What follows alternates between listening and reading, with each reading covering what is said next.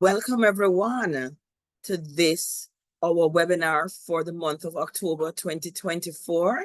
My name is Dr. Lloyd Parks. I am the Leadership Development and Institutional Strengthening Specialist with the Caribbean Center for Development Administration, CARICAD.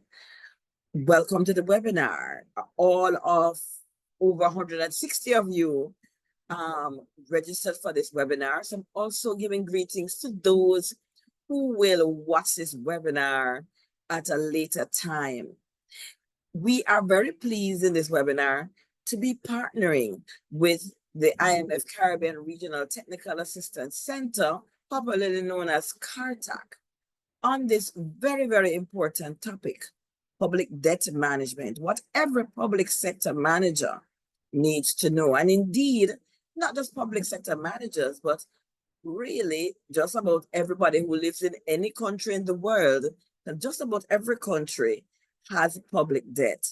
And it has implications for us, not only for those of us who work in the public sector, and I believe most of us are indeed public sector managers who are in attendance, but indeed it is important for us as citizens and taxpayers. I am going to introduce our guest a little later on, Nadia Henry. But before we get to her presentation, I wanted to first welcome you all, particularly if you're joining us for the very first time. And especially if you're joining for the first time, those of us who are always with us, we are grateful to have you as well. So you will know our routine. And we always like to remind ourselves, what is it that we need to do to have the best possible virtual learning experience?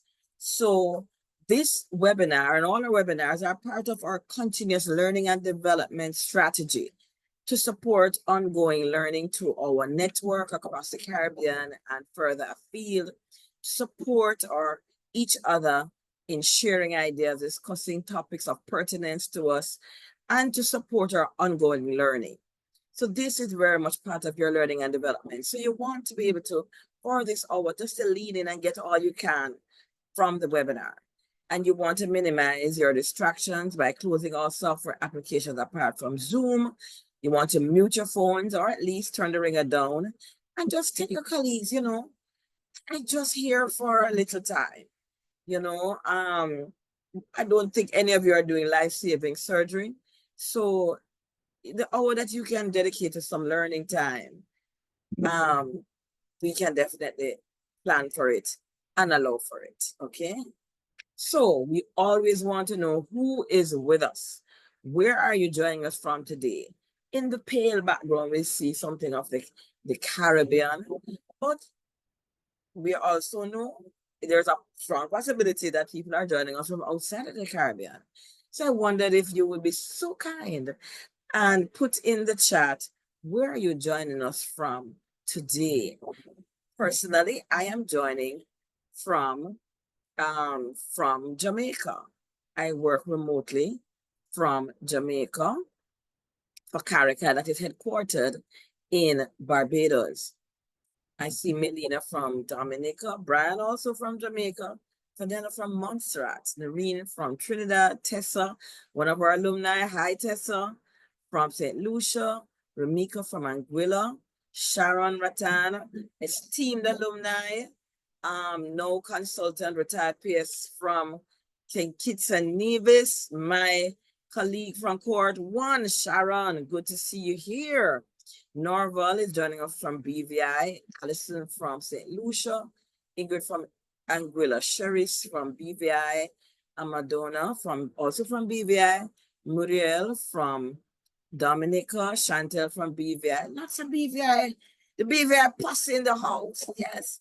Kiana from Antigua, Michaela from Trinidad, Shania from BVI, Marcella from Jamaica, Janelle from Jamaica, Princess from Jamaica, Marva Richardson, welcome Marva. Marva is an alumni, although Marva, I must admit, I've forgotten completely which country you're from. Shireen, currently in our mid-level leadership program from Jamaica, welcome. Rachel from Jamaica, Peter Mitchell from Trinidad, He is Permanent Secretary, Minister of Rural Development and Local Government. No, I like to see that, Peter, because so often we think we're so senior, we don't have time for learning and development. Yes, you can. And Peter is proof of it. Marcia from Barbados, Siobhan from Antigua. Barbara is also from BVI. Thanks. Gomati from Trinidad. Candice from Trinidad. Lots of Trin in the house. Yes.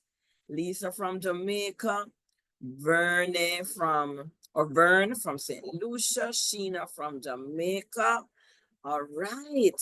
So it's a real CARICOM affair up in here. Welcome to all of you. And there's still people joining us, and they will be logging in shortly. Just to tell you a little bit about, all right, so Roger is our virtual producer. So Roger, if you can just get rid of the annotation privileges, if somebody pick something I know in error. So let's get rid of those. And so CARICAD, Caribbean Center for Development Administration. You might look at the acronym and the name and think, but those don't match.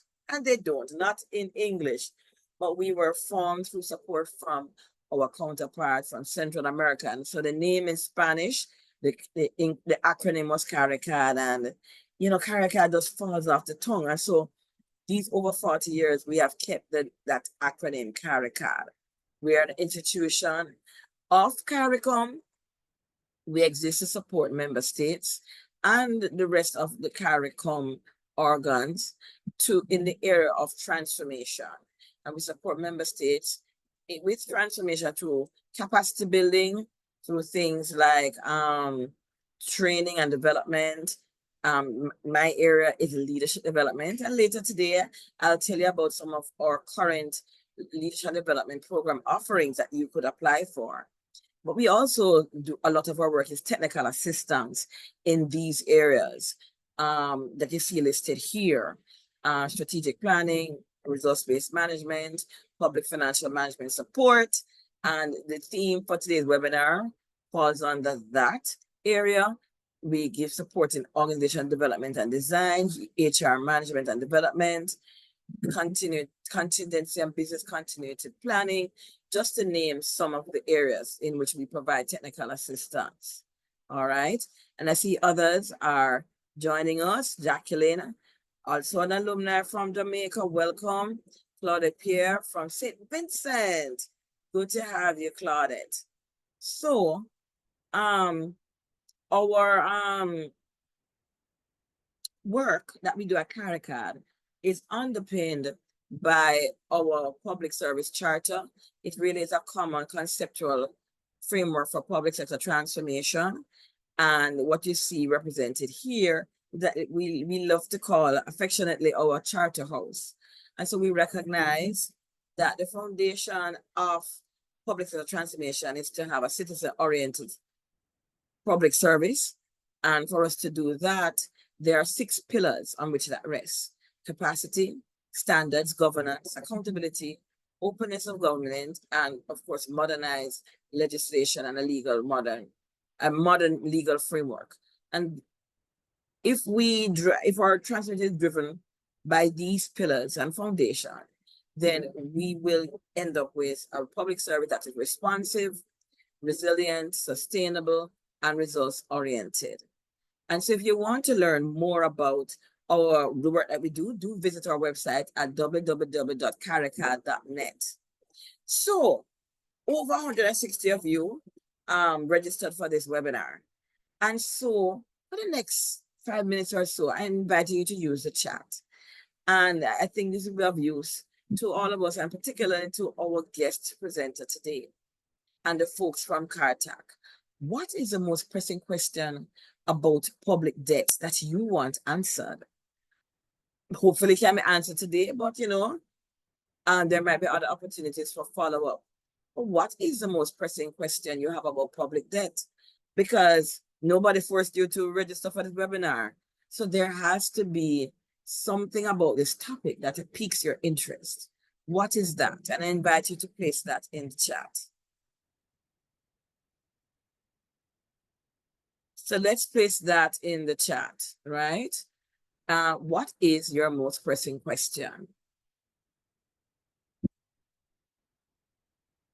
I suppose for me, being a non-economist, no, I personally, as an individual, I hate debt.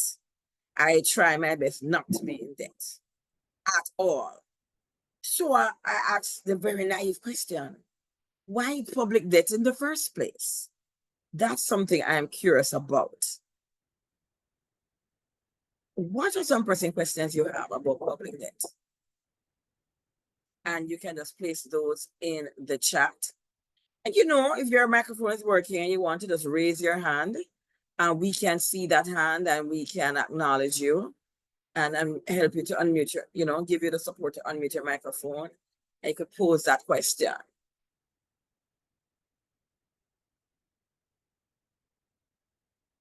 So nobody has a pressing question. Oh, wait, I see something in the chat. Yeah. Oh, Nareen, that's a good one.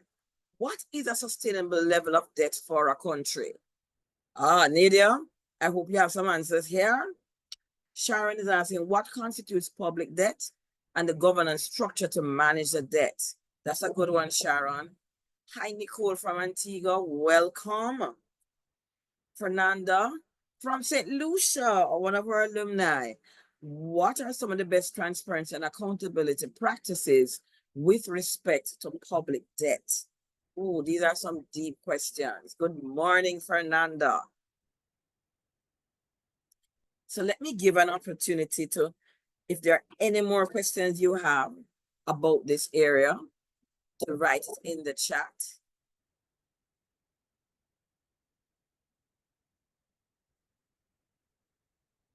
And so, let me see, I think there is another question. How do you convince politicians it's not sustainable and that it's debt? No, I'm not an economist. The expert is in the house. No, I don't think all debt is bad necessarily. There is some level of debt that I think might be manageable. That Nareen is asking that question, is sustainable level of debt. So suppose it's, what happens when you recognize that they want to get into more debt, but you recognize they're crossing that threshold? What do you do? Karina is from Grenada, another alumni. How does public debt compare among our Caribbean counterparts and countries outside our region? No, I don't think we have that data here to present, but perhaps we can find out where that might be, where that kind of economic data might be available for perusal, that kind of comparative data. All right, so some really good questions. And we'll see if the presenter covers those. And after the presentation, we are going to have an opportunity for question and answers. And we'll actually come back to some of these questions, time permitting. So right now, I want to introduce to you Nadia Henry. And Nadia, in the meantime, you can start to upload your slide.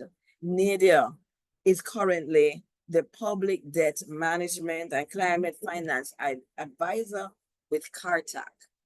She is a national of Antigua and Barbuda. And I love to tell you that one of her greatest claims to fame is that she is an alumni of our leadership program, when it was then the Caribbean Leadership Project. And she was from C5, Game Changers, cohort 5. Woohoo! She has over 20 years experience. Yes, and you saw she look young. She's just one of those people who we envy, that youthful look. But she is not that youthful, right? Youthful in looks, but mature in experience. She has over 20 years experience in fiscal and debt management. Prior to joining the fund, she worked in the areas of public debt management, revenue mobilization, public financial management, and climate finance at the Ministry of Finance in the government of Antigua and Barbuda. Also, she has served in the Eastern Caribbean Central Bank, at the CARICOM Secretariat, at the Alliance of Small Island Development States, and with the Green Climate Fund. She is a graduate of the University of the West Indies, where she earned her bachelor's in political science with public sector management. She holds a master's in public sector management from a university that I cannot pronounce in Dominican Republic. Yes, she's fluent in Spanish also, yes. And she also has a postgraduate diploma in public management from the University of Chile. She's currently a doctoral candidate with the University of the West Indies. So let me tell you, she is well placed, not just in her experience, but also her organization. We are very, very pleased. Thank you, CARTAC, for reaching out to us and for allowing us to do this collaboration. And so I'm going to just hand over the floor to Nadia now. And while she's talking and I see people continue to do that, put your questions in the chat. And I'm going to field those at the end of our presentation. Nadia, over to you. Thank you so much, Loy. As usual, it is my absolute pleasure to be offering this little talk on public debt management today. As you know, just like you said, my claim to fame really comes from the Caribbean Leadership Program. It's really formed me into the leader that I am today, a very resilient, emotionally stable, and just a person that's able to weather a lot of storms just because of my experience here at the leadership program. It is my privilege today to talk to you about my core passion. It's been my career for most of my public service life, and it is dealing with the area of public debt management. I really appreciated some of the questions that were posed because this will help me as I talk to give relevant examples to you that could somehow help you in your journey as a leader as in the public sector. Just to let you know, unfortunately, this is not a statistical presentation. So the person that asks the statistical question, I will probably direct you later. I provided my email here. You could write to me and I could provide you with all the statistics that you want. We're in the field of statistics as well, but this is not a statistical presentation. I'm focusing mainly on the management aspects of public debt. So let's move on. First of all, I want to just give you a brief outline of what we'll talk about today. We'll talk about introduction to public debt management, the mandate for public debt management, the scope, what does it really cover? What do we consider to be public debt instruments? Who lends to the government anyway? What could people who are not active public debt managers do? And I'll talk a bit about the CARTAC debt management program, and then finally close off with your questions. So what is public debt management? So the IMF guidelines for public debt management, and this is also a publication that you can find online, and it's been revised recently, so it's now called the Revised Guidelines for Public Debt Management, says that it is the process of establishing and executing a strategy for managing the government's debt. Sounds complicated, but I'll break it down as we go along. And why does the government need this strategy? Because it requires financing, and it raises this financing and manages it in a way where it minimizes its risk and its cost objectives. Also, we understand that the government also has objectives in terms of marketing government securities. And by government securities, we mean T-bills, we mean bonds, we mean treasury notes. So that's the introduction. Seems big, but I'm going to break it down as we move along. So let's talk a bit about this little graphic that I have here, which talks about how public debt really comes about. So generally, most of you, if you're in leadership, you're familiar with the government's budget because you manage some type of budget allocation every year. You're probably required to do budget drafts and to send to your PS, or you are a PS and you're overseeing a budget for a ministry every year. So when this budget is produced, there are two policies that are very critical as to how this budget will be spent.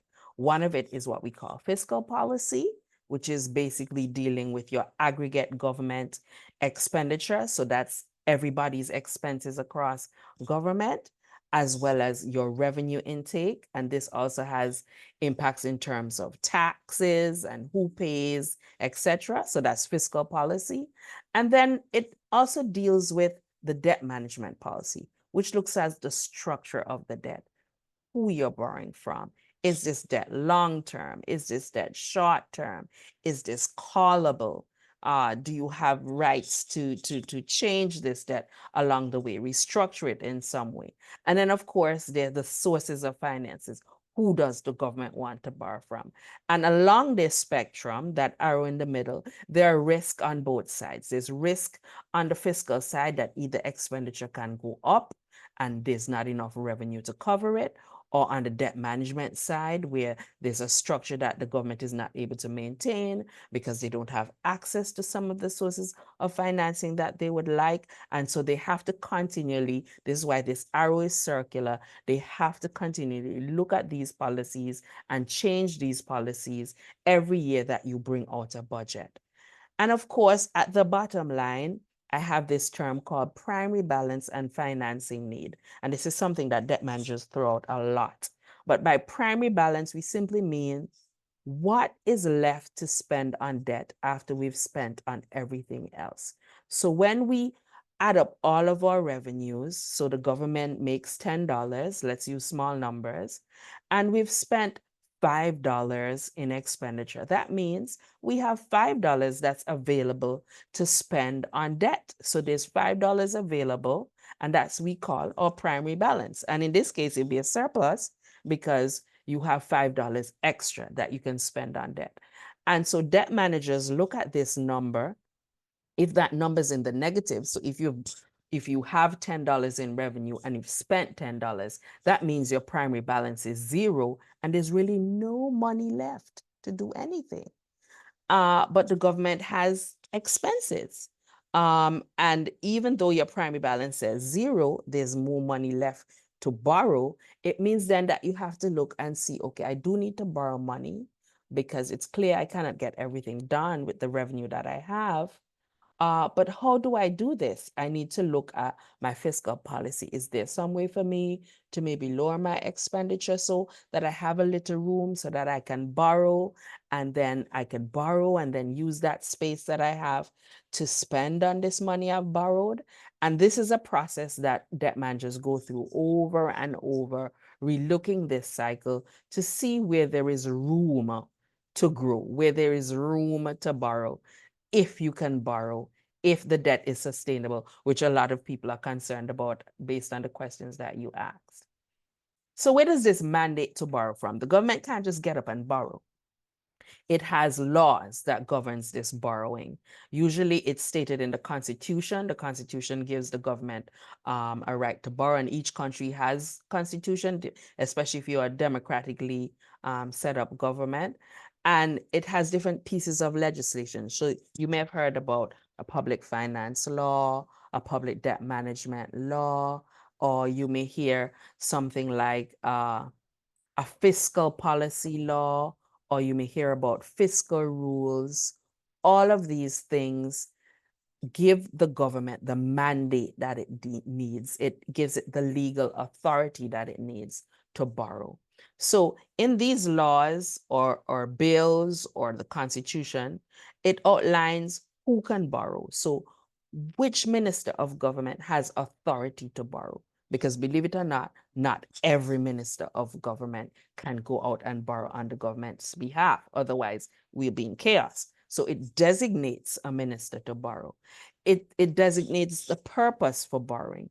So whether it is that a government is borrowing for a capital project, like a road, building a school, building a hospital, or for budget support, meaning we've tapped out on all our expenditure and we've tapped out on our revenue. And then when we look, we still need some money for budget support.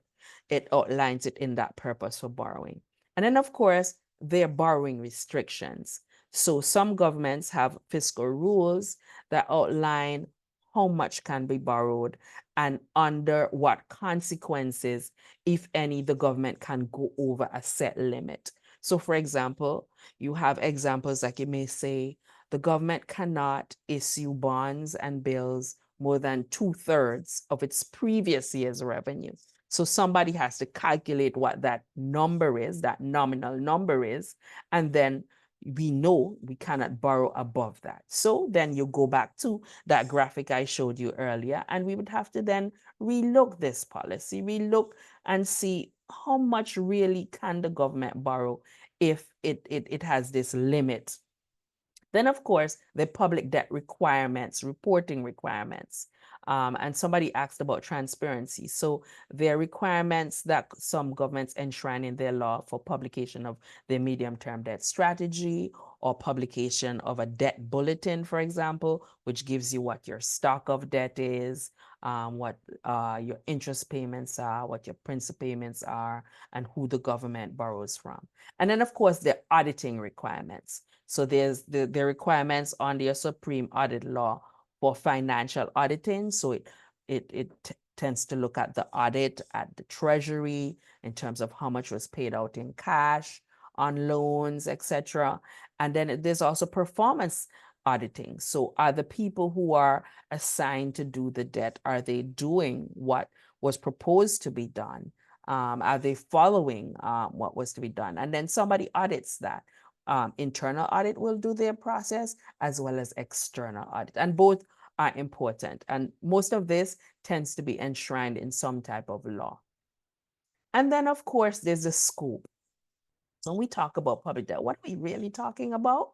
We're talking about loans, securities, suppliers credit. And I'm going to give you more detailed examples of what these instruments look like. And then in terms of maturity, when does this debt come to an end? Is it a short-term debt? Is it a medium-term debt? Is it a long-term debt? When we talk about short-term, we talk about debts that are due within as small as 30 days, or debts that are due in 2 to 3 years, or we could be talking about debts that are due 30 to 40 years down the road. And then, of course, the interest rates. Are these rates fixed? So over the entire life of the loan, there's just one interest payment, one interest rate, and you pay that for the entire debt, or there's floating rate. So the debt is pegged to some type of rate that's constantly changing based on different policies worldwide or even domestically. And then there's the currency. Is it domestic currency? So is it local currency? Is it Eastern Caribbean currency if you're in the Eastern Caribbean? Is it Jamaica dollar if you're in Jamaica? Is it USD if you're in the BVI? Or is it a foreign currency? Like, is it in euro? Or is it in francs? Or is it in pounds?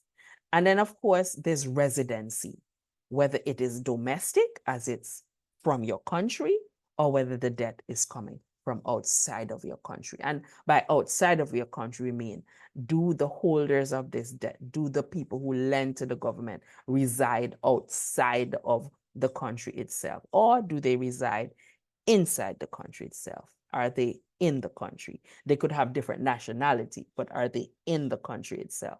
And that is how we would determine whether it's domestic or external. And then there are contingent liabilities. Now, these are liabilities that the central government may guarantee for a state-owned enterprise. And there are things like deposit insurance. If the government has set up deposit insurance for banks, and it has instruments like derivatives that may be callable.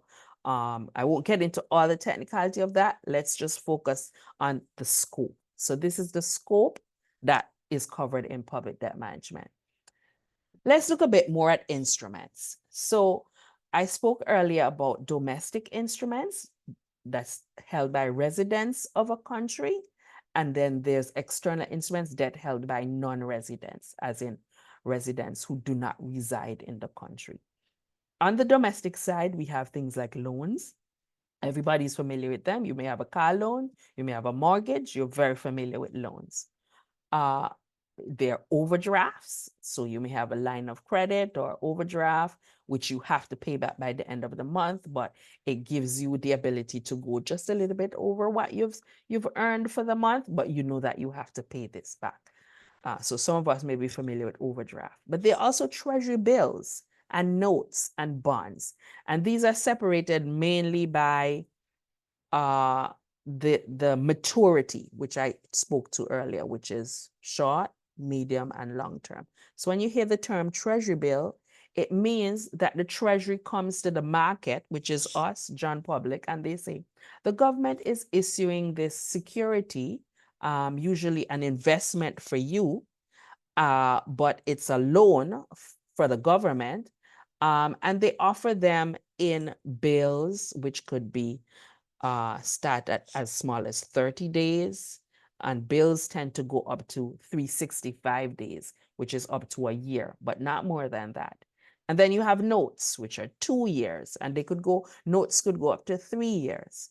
And then you have bonds, which could be 10, 20, 30, 40, depending on what the market is willing to take. So anybody out there having excess cash wanting to invest in the government may want to say, look, I want a 40-year instrument, and the government sells this. But when the government sells this to you, it becomes a debt for the government. There's also supplier's credit. So you're managing a ministry and you're getting paper supplies, somebody's giving you a printer, or you're getting supplies for your lunchroom, you're getting a refrigerator, maybe a microwave, and the person says to you, like courts would say to a lot of us, you don't have to pay me now, but you could pay me over time. That is a debt on behalf of the government. That's debt that you've incurred for the government. So therefore, that now becomes a supplier's credit because you have to pay it over time. So that's a debt for the government. And then, of course, there are infrastructure loans. They're public-private partnerships. That's debt that the government gets into with a private partner. So they do that partnership maybe to do a road or to do a school or to offer some type of public service, infrastructure as well. So anything related to getting money or getting a service over time that the government then has to pay back over that time frame becomes a loan, becomes a debt for the government. And then there are things that we hear a lot about, especially if you're working in public works or you're working in some type of ministry that does anything to do with real estate, getting infrastructure on behalf of the government, is build, own, lease, transfer. So bolt arrangements where somebody builds a building, they lease it back to the government over time, and then after some period of time, this property or whatever it is then transfers to the government. If this instrument is interest bearing, and if the lease payment is not covered elsewhere as part of the government's budget, then this then becomes another form of loan for the government. So this is another form of debt. And then it has another one, which is a different name, which is build, operate, own, transfer arrangement, which could also be interest bearing. So this party builds something, they operate it, they do everything related to it. And so because of this then becomes a debt for the government, because at some point before the government gets ownership, the government has to pay this party. So that then becomes a debt because you are paying it over time. And then, of course, the expenditure arrears. There are things that you would have sent to your treasury that you required to be paid over a particular period of time. Generally, as debt managers, we don't consider them to be a debt unless they have been outstanding for a period longer than 90 days. So, for example, I have contracted services with Dr. Parks, and I have asked her to come in and do consultancy services for my ministry to help my leaders to become more resilient, to be better managers, to manage their emotions. And I've brought her in and she's done an excellent seminar. And I've said to her, okay, for the cost of your services, I'm going to submit this to the Treasury. And I'm going to pay you. We should be able to wire your funds in about 2 weeks or so. 2 weeks has passed. Dr. Parks is checking her accounts. She's not seeing anything. She sends a reminder to you. Yeah, remember I did that little training. Can you send the money? 2 months have passed. She still hasn't seen anything. By the time it gets to 3 months, this now becomes a debt. And really, the next person that Dr. Parks may be hearing from, maybe the debt manager, to say, Dr. Potts, I'm really sorry that we've had your funds outstanding for so long, but we are working to fix this, and then it may be an even longer time, but at this point, it becomes an arrears and it's debt. On the external side, going outside of our country now, we have loans. So these could be loans that you borrow from a bank, and they could also be what we call unlending loans. So the government goes out, it borrows something, and then it lends it to a state-owned enterprise. It says to that state-owned enterprise, look, you have the opportunity to take this loan. I borrowed it on your behalf. You can use this to build up the enterprise, and the government makes some type of arrangement with that state-owned enterprise over time. You could even have these on the domestic side, but generally these are done with external creditors. You also have lines of credit from external creditors. You have export credits, and by export credits, this tends to be tied to some type of big type of equipment, and you're exporting it from a country, and the country says to you, I will provide you the credit for this instrument. So like a industrial size generator or a fire truck or traffic lights or some type of specific technology that you've procured from a country. Maybe it could be health instruments for the hospital.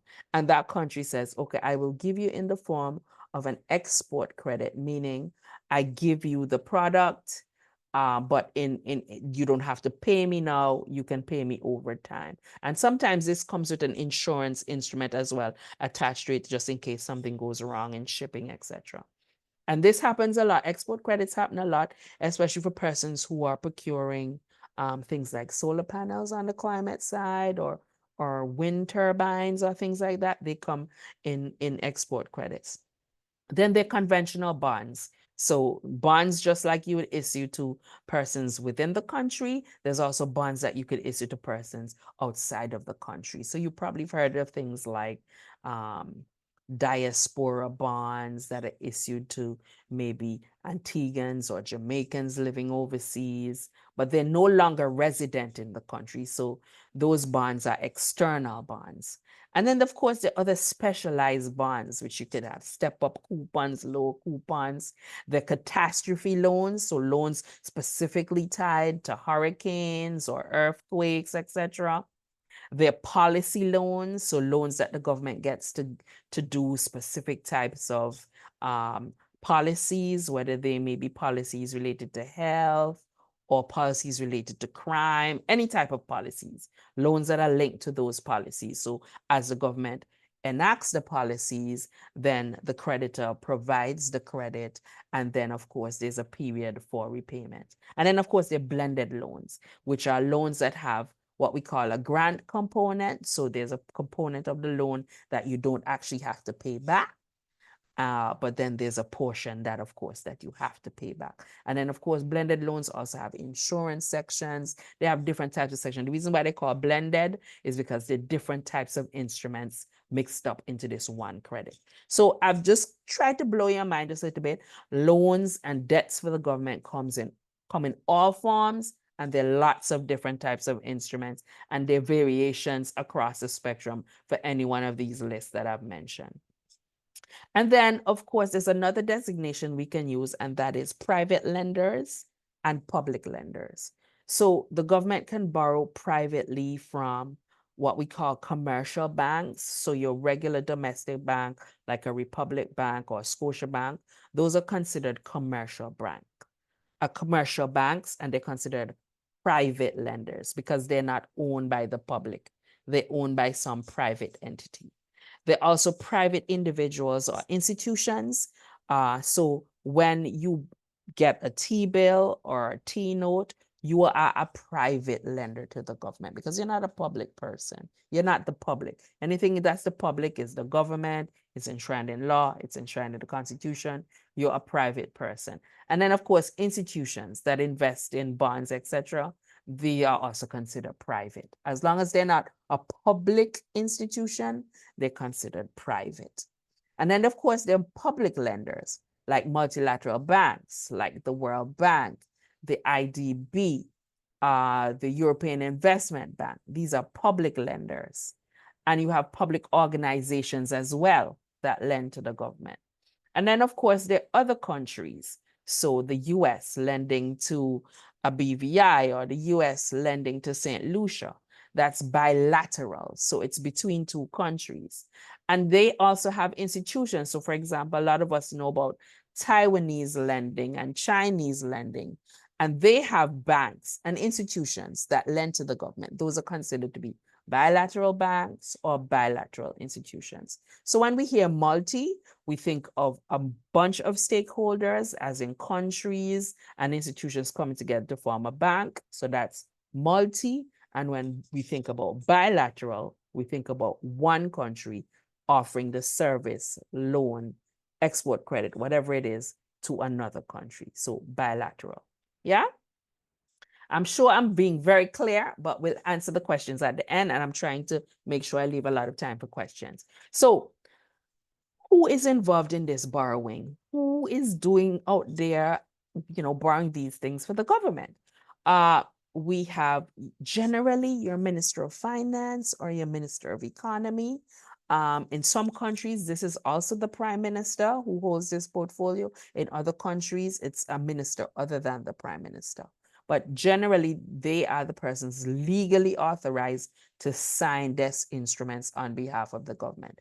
And I say that because early on, I also want to point out to you, early on, I also mentioned that there are other ways that the government gets into debt without this minister actually signing off, like the supplier's credits, or when I owe Dr. Parks for her consultant services. So this is why, as debt managers, we have to be very clear and be very clear with persons who are out there contracting government business, that they know what they're doing, and to ask yourself, is this legally authorized?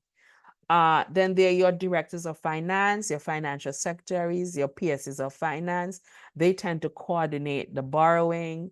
They chair sometimes a national debt coordinating committee or cash management committee, and they generally act following some type of parliamentary mandate, some type of mandate coming from a cabinet, and know that they can then coordinate this borrowing on behalf of the government. Then there, of course, is your debt management office or your debt management unit. They manage and monitor the debt. They develop the medium-term debt strategy. They issue the debt bulletins, and they advise to everybody who needs to know what debt services are coming due, at what time, and to whom. And then, of course, there's your central bank. Central bank develop and they implement monetary policy. So that means they dictate how much foreign currency, for example, may be available to pay debt at any given point in time. They sometimes act as a fiscal agent for the government with the government securities market. And by fiscal agent, I mean they are the place where you, as the investor in the instrument, would send the money generally to that account, and then the central bank then disburses it to the government. And sometimes the central bank actually steps in to make payments. So if the government has to make payments externally, they may do it through the central bank, especially because of that foreign currency concern, so that the central bank can manage those payments on their behalf. And then, of course, there's your treasury that manages all the cash. So when the disbursements come from these loans or whatever they are, the treasuries who will manage the cash and who ultimately makes all the payments on behalf of the government. So what are the functions of a debt management office? So they fund and execute the transactions. So a loan agreement comes, they look to see how much is going to be borrowed, ensure that funds are going in the right direction, and they notify all the key participants of what needs to be done and when it needs to be done. They help with the development of the debt management strategy, including the risk assessment. I'm going to talk more about risk soon. Then they process and they reconcile all these transactions to make sure sent the right amount of money to the right person at any given point in time. They record and they monitor all the payments that are being made to make sure that when a debt is supposed to come to an end, it comes to an end. Payments were made on time and in full, and that payments don't remain outstanding for an unduly long period of time. They also involve in stakeholder engagement and investor relations. So they reach out to banks and multilateral institutions and they advise them about what the government is doing, how the government has been borrowing, how the government sees itself in the future possibly borrowing from this particular creditor. And then, of course, they publish annually and quarterly debt reports on what has been happening. So generally, when you see your budget document and you see those list of numbers, marked debt service payments, this is being compiled by your debt management office or your debt management unit. So what are the risks involved in public debt management? And as you know, in the public sector, there are a lot of things that can go wrong at any given point in time. So they're market risks. So some of the market risks that could happen is changing in interest rates. So you may be hearing on the news a lot when the Fed in the United States says that they're lowering or raising interest rates. And you may say, oh, that has no effect on me because I live in Antigua, I live in St. Vincent. What does that have to do with me?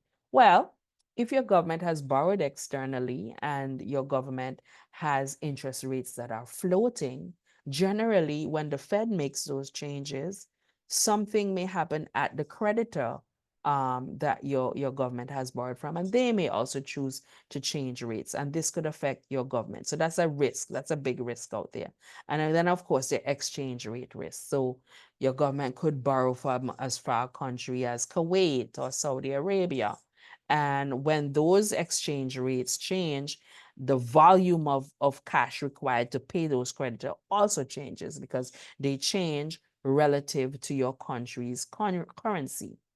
And then, of course, they're changing commodity prices. So today, you are buying a fire truck for $10 million from the UK, and you've already borrowed the $10 million. But along the way, while everything was getting approved by Parliament and all the paperwork was being approved by legal, etc., when you look around, wow, you did not realize that the price was going up. And so the commodity price has changed. You borrowed 10 million, but now you need 12. That's a risk. And then the risk in these changes, like I said, they change not just the cost of servicing your debt, they may also change the volume in terms of how much debt you owe. And then, of course, it affects ultimately what your volumes are in terms of your domestic debt or your external debt, depending on where you are planning to borrow from. So these risks can be domestic, as in you can have risk on these three factors right in your country, especially if you have a floating domestic rate, exchange rate that is, and you can experience these risks outside of your country, as in policies happening outside of your country, like this war that's happening right now, that people say, oh, the war is all the way over in Israel, it's all the way over in Ukraine. But yeah, it's affecting us because as prices change, things are being affected right here for us in the Caribbean region. Then, of course, there rollover risk. Debt that you have at high cost that you want to swap out, that you may want to try to get rolled over. So for example, the government tends to do T-bills, and T-bills tend to come due, like I said, short term, and the government has to have cash available when you've invested and be able to pay you out. But there's a risk that when you're ready to get your money, that the government has not been able to turn over its revenue or reduce its expenditure in such a way that there's cash available. And so there's a risk there that either the government doesn't have cash to pay, or that you don't have a willingness to say, okay, I'll hold this instrument a little longer, I'm willing to roll it over. And that could lead to some stress. Liquidity risk, so difficulty in raising cash.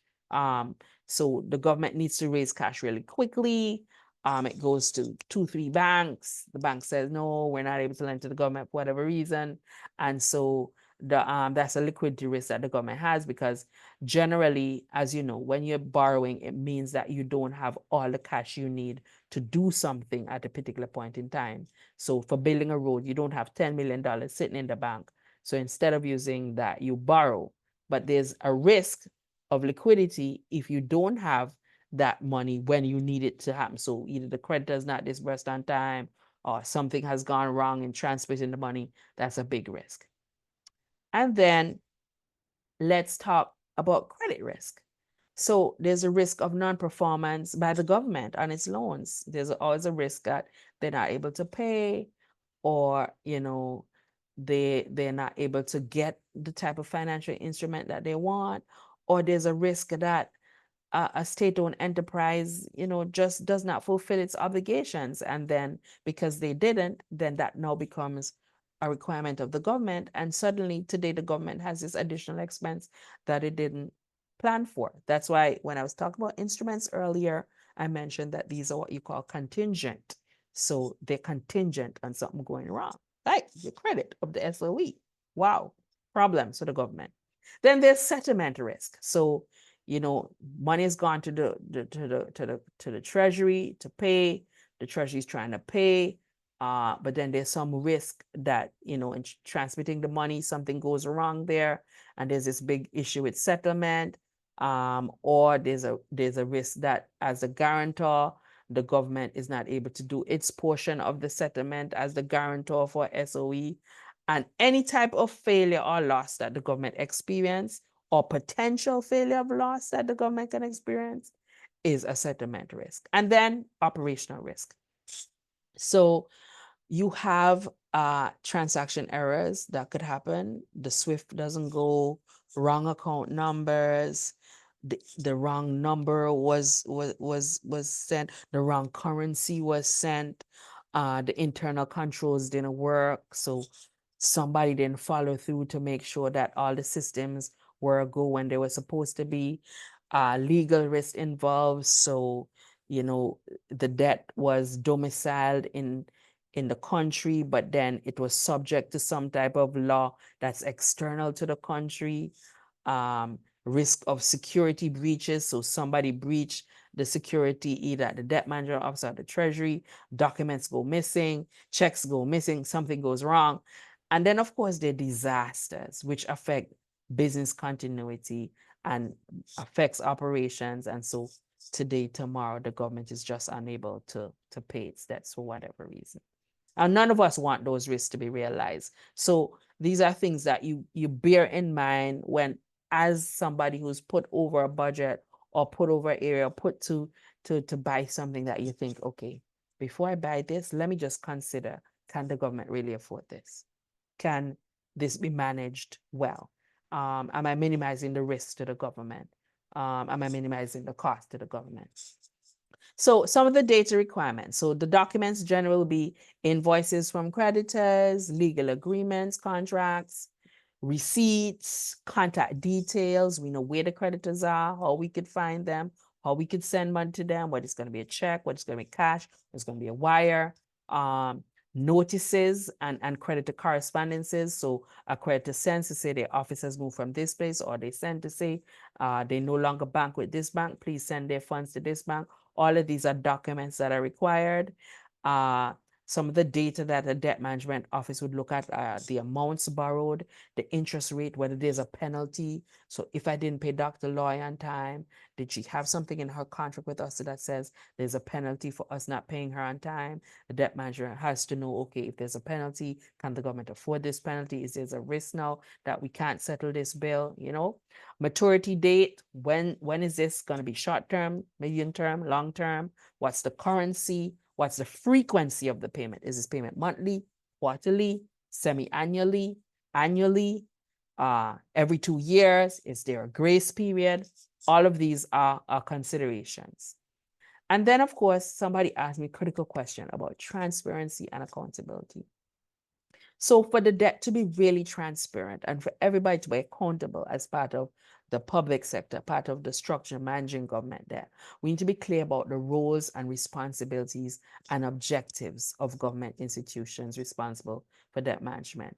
Everybody has to be very aware, and there needs to be clear legal and administrative arrangements in place such that if you're putting a position of leadership, you know what your role or responsibility is relative to borrowing or relative to contracting any type of debt instrument on behalf of the government. The government has to report regularly, and it should be sending things out, publishing monthly data as well as quarterly data to the public about what its stock of debt is, the composition, financial assets that it may have out there, where they are, whether they're contingent liabilities, what currency they're in, what maturity structure they have, what's the interest rate on them. They need to also be audited. It's very important that government activities are audited annually, specifically debt management activities. So if you're in audit and you have never audited your debt management office or your debt management unit, go to your Supreme Auditor General. And if you're the Supreme Auditor General, ask yourself, is my law set up? Why haven't I audited the debt management activities? I should be. And then the government should ensure easy access to all of this documentation about, these debts, where they can be found, who owes them, what's the quantity, etc. These things should be publicly available. Of course, what is the role? Okay, I'm not in debt. I'm not in finance. I'm in Ministry of Science and Technology. How does this even affect me? I mean, why do I have a role?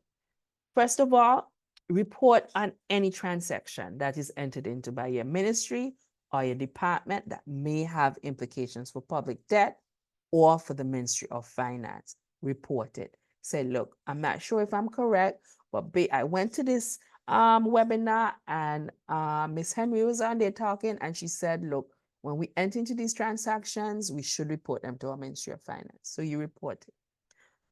Do not transact financial obligations on behalf of the government if you are not legally authorized to do so.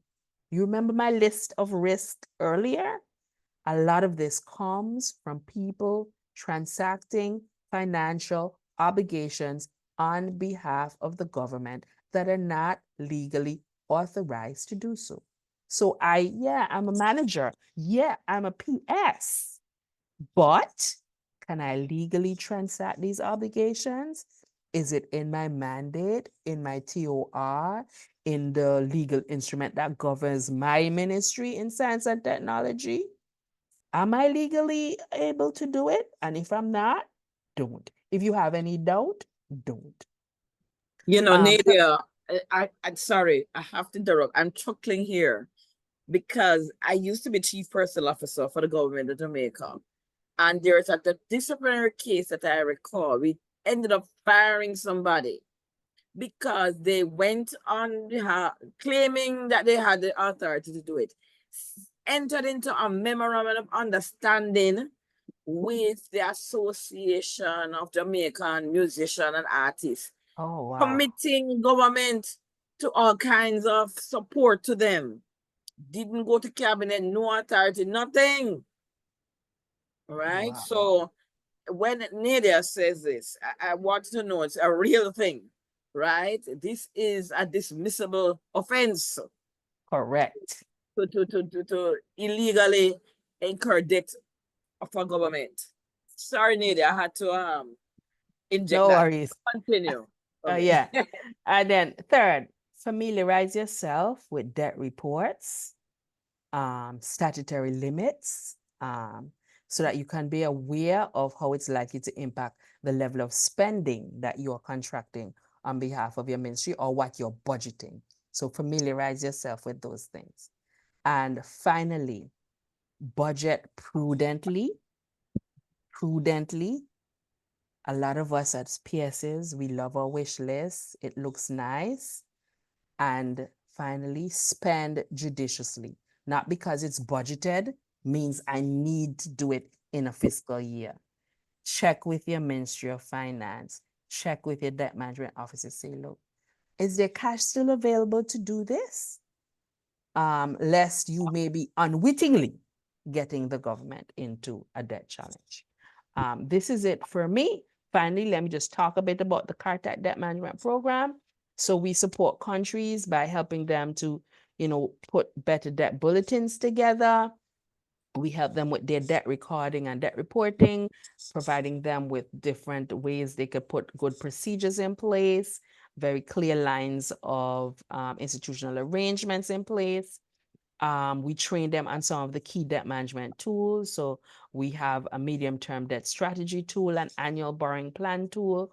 That's one of our most popular tools because, of course, it deals with strategy. And then, of course, it helps a country plan what they can do annually in terms of borrowing. There's also what we call a debt dynamics tool, which we do in collaboration with one of the other areas, the macro area, which looks at not just your debt policy, but also your fiscal policy. Then we help you with developing your local government securities market. We help in improving your coordination between debt and cash management. So sometimes your debt office is not in your treasury, and we help the two offices to make sure they're speaking to each other and everything is being run smoothly. We help you with strengthening your investor relations. So you reach out to your, your bilateral creditors or people who are in your government securities market. And of course, we do tailored interventions based on country-specific need and country-specific requests. All you have to do is ask, and we will see if it is in our power to help you in this area of debt management. It has been my pleasure to present. And finally, check these resources out, the revised guidelines for public debt management on the IMF resources. Just go on the IMF page and you can type in guidelines for public debt management. And of course, I want to direct you to the YouTube, which is done by my department, debt management, which looks at, there's a YouTube, that's a link right there to it, called Basic Debt Acronyms and Definitions. And my boss is on there eloquently talking about all these different terms that you may have missed. And just feel free to browse that YouTube channel in general. It has lots of information there. Feel free to check it out. I provided my email at the beginning of the presentation, so feel free to email me if you have any questions or concerns. And that's it for me, Dr. Loy. I am done. All right. Thank you so much. I think you really tried to answer quite a lot of the questions that were asked. You might not have a figure, but think about what constitutes a sustainable level of debt. What might be some guidelines that are considered at the policy level for us to determine whether the debt level is sustainable or not? Okay, so generally we recommend for countries a threshold of 60% of GDP. But there are countries, low-income countries in particular, who are already in debt distress at the 60%. So for those countries, we go a little lower and we say 40% of GDP. At 60%, you tend to be in the Caribbean, middle income, high middle income, high income. And at 60%, we say you should be able to manfully manage your level of debt. 60% of GDP, meaning that your country is supporting enough revenue generation for you to have enough money to pay your debt. But at 60%, like I said, some countries are already in debt distress. So if you're a low income country, 40%. Anything over 40% of GDP, you're in problems and you're struggling. Okay. There's a question from Shireen, and maybe you can speak about this much, broadly. How do we effectively use debt to fund development and economic growth? Now, before Nadia gets into that, again, I am not an economist, but because of the space in which I work, a challenge that we do have in the Caribbean is what the CDB refers to as implementation deficit disorder, right? And so here is a challenge we have about acquiring debt to fund the development and economic growth implementation. So there are many countries that shall remain nameless right now in our region. They have acquired monies to implement projects to do these things under this broad umbrella of development and economic growth, but the projects are way behind. Yeah. And we are paying debt or paying interest on debt, and no implementation is happening, right? And so I would think, this is a non-economist speaking, that when we take out loans for development projects, we have to get the project management and the change management right so that we're implementing at the pace at which we need to implement and to implement successfully. Yeah. So Nadia, let me, you can add to that. Thank you so much, Loic. You've made some very important points. Generally, when you borrow, especially like from a CDB or IDB, they have this period where they call it the conditions precedent phase of the loan. And in that phase of the loan, they tell you all the things that are going to be required to make this loan successful. And they generally don't disburse money to you before all of that is done. So CDB actually helps you. And most people think, okay, I put a unit in place, da, da, da, da. We have not sought to do it properly during that time, because they even give you what's called a terminal date of disbursement, and CDB will extend that for as long as possible so that you get everything right before that first disbursement starts. Because you're not only paying interest, Lloyd, you're also, remember all those risks I spoke about? You're facing Yes. market risks when the prices are going up on your commodities. What is your sand, your stone, people costs, those are going up. You're also paying commitment fees to CDB in advance, because you have to pay them to hold this money for you, because they're Yeah. holding this money for you instead of paying it out to another creditor. So the way that we do that, and this is why I'm happy to do this to people who are not managing debt, is to say to you, I'm managing a project. I also have implications as to where this debt goes. Do it as efficiently as I can, especially if it's involved anything to do with disaster preparation or anything that's likely to be affected just by rain, not even a full out disaster, just by rain. Manage as prudently as you can so that it does not add additional costs to the debt. All right. Thank you so much. We have maybe another minute or so that we could ask an additional question to Nadia before we wrap up.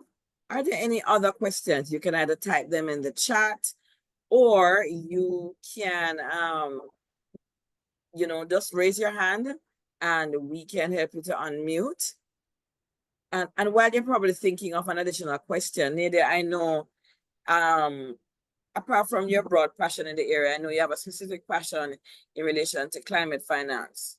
And so I am curious about climate financing and how when we incur debt, specifically under the umbrella of climate financing, what might be some particular considerations that we ought to bear in mind? Oh, Lloyd, you've asked a very big question. Actually, in February, CARTAC will be hosting an in-person seminar just on that, looking at debt sustainability and climate finance instruments. And we're going to be focusing on sustainability linked instruments specifically. So there are a lot of risks. Let's start with the risk side of things, because as debt managers, that was where we go first, because we're always thinking about our costs and risk. So there are a lot of risks. If you've borrowed an instrument that's meant to cover, so what it is adaptation or mitigation. So on the adaptation side, you're talking about biodiversity type things to do with protecting shoreline, or you're doing something that's related to infrastructure, building up your infrastructure.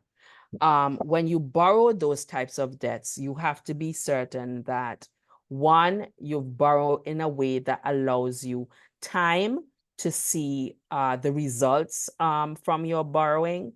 So for example, if it's tied to any type of results matrix, you don't want to borrow something that does not give you enough time to show cause and effect. Okay, I borrowed from thing, and this is supposed to show that I've improved so and so and so. You have to give yourself time to collect the data that's going to show to your creditor that I have in fact performed on this loan or this instrument of any kind. So that's one on the adaptation side. But then on the mitigation side, there's the risk that your technology could become obsolete just in the process of negotiating the loan and borrowing. Case in point is, I remember being involved in trying to procure some wind turbines. We had looked at a specific type of wind turbine, already talked about procurement with a particular supplier. And by the time all the paperwork was completed, the turbines were no longer fit for purpose. And Wow. where they were going to be located, they were likely to face serious oxidation from sea blast. And on an island, sea blast is a thing. So Yes. you have to be considering now, okay, we can no longer buy those materials. costs have shifted. And so then we are out trying to now get a grant to supplement the loan so that we could still buy turbines, but then buy ones that were more fit for purpose. So you have to be very careful about the technology, what's going to be required in terms of data if it's adaptation, what are the likely costs? Do you have climate resilience debt clauses in your debt so that allows you to pause payment if, for example, you get a disaster? And you also want to look as well as to the who is lending this climate money. Are they greenwashing? That's a big thing that we're concerned. Are they greenwashing? Or is this genuinely something that is likely to make impact in the climate space? Because you could produce a lot of outputs, but has it made impact in terms of climate? Not to scare you, just try to sum it up in a small little Yes, or two. Yeah. indeed, indeed. Nadia, we really want to just thank you. I think you've given us so much meat and food for thought. Thank you for sharing your expertise, not just freely, but so simply. You have managed to just break down a lot of what otherwise might appear to be complicated concepts, but you have made them very simple, very relevant, very applicable. And we are absolutely wanting to thank you and thanks to CARTAC. And we look forward to future collaborations around capacity building, sharing, networking in this area of public financial management, public debt, climate financing. All right. So Sure. thank you so much. So folks, we are wrapping up our webinar, and as usual, we wrap up with our announcements. And so we have a couple of leadership programs and workshops that the call for applications are currently out. So in January, and you see the dates there, we will have our leading change workshop. And so the call for applications, the application forms, these are accessible through our website, as well as our social media pages. Our website is www.caricad.net. Now, this 4-day workshop is really meant to deepen your change leadership skills. And so it's targeted at persons who are responsible for multi-department, multi-agency, cross-functional change, complex change. And we are going to take you through a number of tools to lead and manage an entire change process from start through to finish, leaving you with practical tools and leaving you with a change action plan to support your ongoing implementation. The other program that is the call for applications that are out this is one of our flagship programs. This is our transformational leadership development program. This is a 6-month program. It will run from February to July of next year. And this is the program that is really targeted at persons at the senior leadership level or preparing to go to the next level, a level of permanent secretary or head of department or equivalent.